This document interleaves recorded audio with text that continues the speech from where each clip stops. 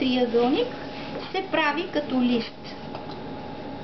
Тоест, не знам дали видяхте на картинката, към основата се прави един разрез по този начин и се раздалечава. И след това се прави ето по този начин 3 пъти. По този начин ще заприлича на листовка.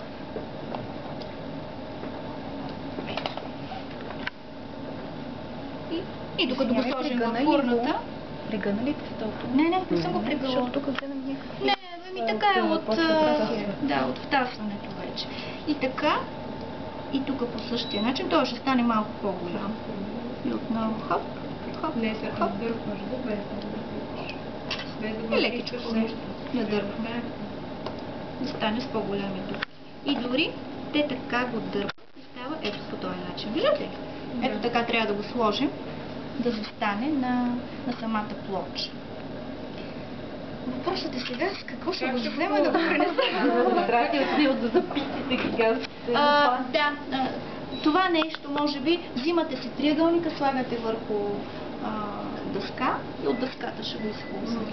С дъската, но доста трудно. Аз така съм правила моите пици, като трябва да ги препаля на кръвно. Или другия начин е върху хартия, но аз не искам